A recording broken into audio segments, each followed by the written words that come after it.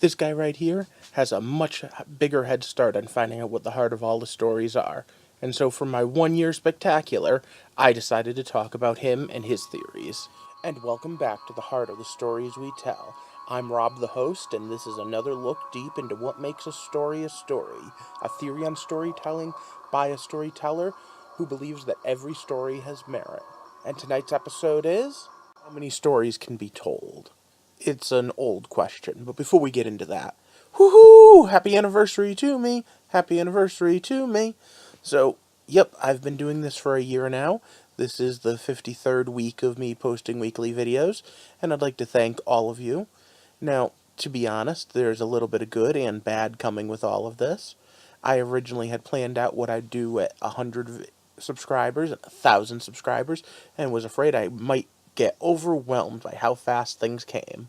So sometimes the world doesn't exactly work out the way you intend. So there's a couple things I could do.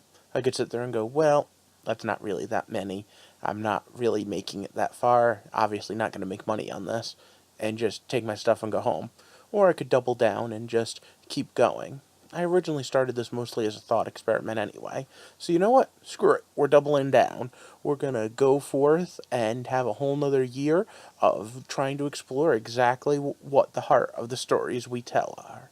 And what does that mean? Well, that means that I'm going to continue doing my reviews, my weekly videos, and I'm going to start a bi-weekly series called Throwback Thursdays, where I'd look at stories that are a little older, the way I review them now. And of course, I've still got my Patreon up, and I've still got all of my other projects.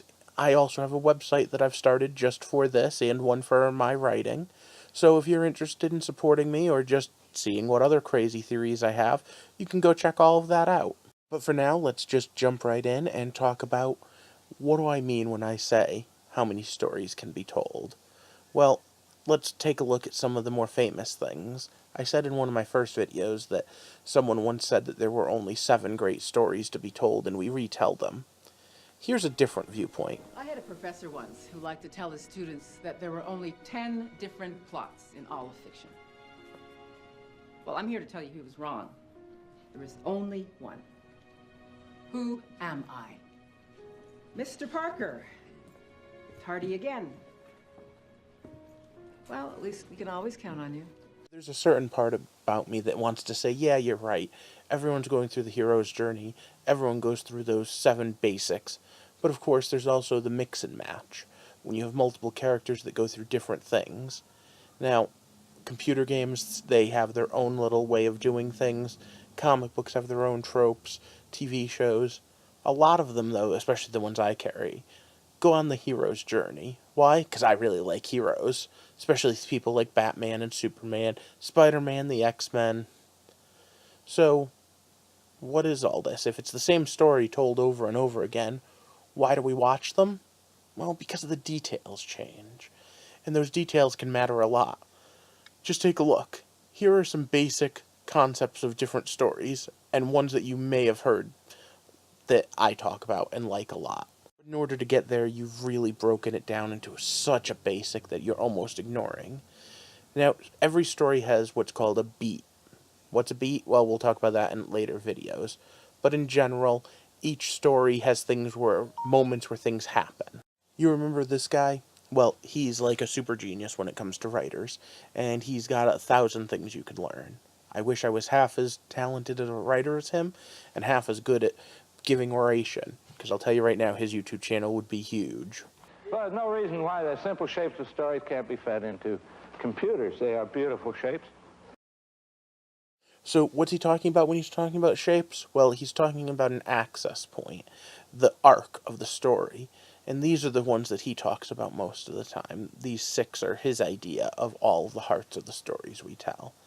And he's going to do it better in the video in a few seconds, but in general we're talking about the good and ill fortune of the character over the course of the story. And remember, multiple characters could have multiple arcs. This is the GI axis, good fortune, ill fortune.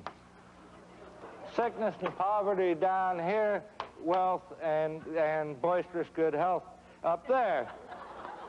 Here's the very middle. Now, this is the BE axis. B stands for beginning.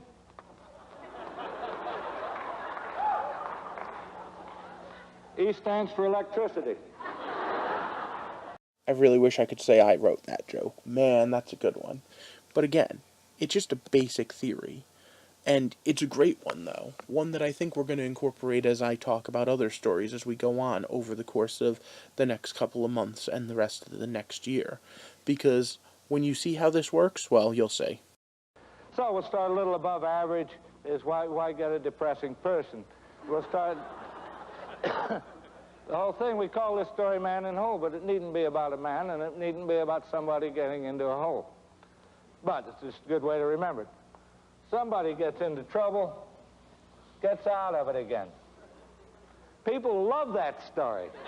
They never get sick of it. All right. Now, that may be an overly simplistic story, but think. I have it listed here as Iron Man, but the whole Avengers story, hell, Doctor Strange, almost every superhero could fall into this. Iron Man starts off, hey, I'm doing pretty good, I'm happy-go-lucky playboy. But then, boom, all this bad stuff happens, and I have the shrapnel near my heart, and I need to escape, and I've realized that my whole life has been nothing more than, wish fulfillment and all the things that most people care about, but you haven't actually accomplished anything. So what are you going to do? You're going to climb out of it by becoming Iron Man and becoming a superhero. And when people are like, hey, what does that mean? You say, well, I am Iron Man. Now, he may not have actually fallen in a hole, but as Obadiah Stane reminds us, Tony Stark built one of these in a cave! Man, I love that line.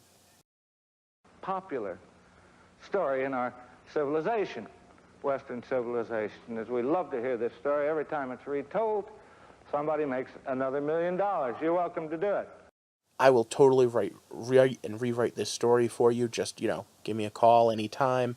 I am a writer after all. Surprisingly enough, I've said it's depressing. People don't like stories about below average days and people. But we're going to start way down here. Worse than that, who is so low? It's a little girl. Someone write down exactly when it is they figure out exactly which story it is he's about to do. Because as it goes on, it gets funnier. What's happened? Her mother has died. Her father has remarried a vile-tempered, ugly woman with two nasty daughters, big daughters. You've heard it. See? Anyway, there's a party at the palace that night. She can't go. She has to help everybody else get ready. She has to stay home. Now, does she sink lower? No. She's a staunch little girl, and she has had the maximum whack from fate, which is the loss of her mother. She can't go any lower than that. Okay, so the fairy godmother comes. Gives her shoes, gives her stocking, gives her mascara.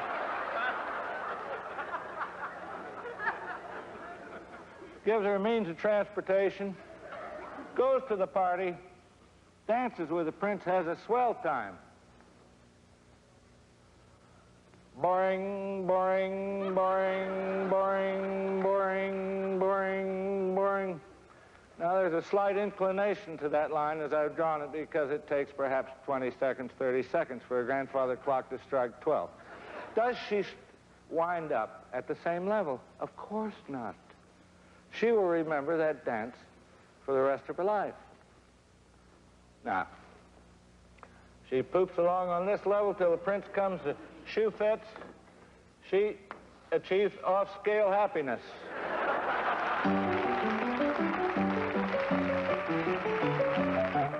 So yes, we're talking about Cinderella, a tale old as time. And next week we'll take an even closer look as we look at how we tell stories for boys and girls. But for now, let's focus on the question at hand. How many stories can be told in the world? Well, that's kind of an odd issue. Because, yeah, there are books that say this and people that say that. And yeah, there's a lot of similarities. But just think about how just one minor change can change an entire story. Or how one character put in a different area could change things. A year ago, I talked about the Pamela Anderson movie Barbed Wire, and compared it to the classic movie Casablanca, which is basically a boy gets girl, boy loses girl story. Now, yes, Pamela Anderson's the boy in this example, but hey, of all the gin joints in all the world, somebody walked into somebody's. So my question for you is, how many stories is that? Is that one story just retold? Or is that two separate stories? Does the fact that we changed the setting and we changed the genre matter? Because it's still the basic same story. It follows all the same beats. Well, I don't think so. I think that that's where we get into how we tell all of the stories and why the heart of the story matters. Because, yeah, the setting can be different. Fantasy and sci-fi each have different thrusts. Our characters, even when they're the same archetypes, can be very different in two different situations. Good old Don Quixote tilting at windmills with something that he could never do, or Batman trying to rid the city of crime that he'll never do, or Lucy trying to get in the show that she's never going to do, all come up with plans that are completely harebrained and that we still root for. Again, to recap what I said a year ago, Lucy and Batman both make no sense.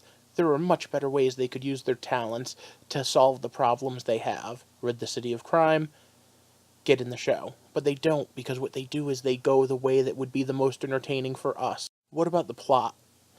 Does a story act differently if you start in media res, or if instead you start at the beginning? Do flashbacks matter? Is Lost the same told straightforward or not? And what about the point of view? Does that change? Does it matter whether we're seeing it through the eyes of the hero, the victim, or the innocent child? I think it does. With all of those little changes come major changes in theme and symbolism. The same exact story told twice could have a completely different theme in a different era. Yeah, the points are all the same, the beats are all the same, but everything else is different.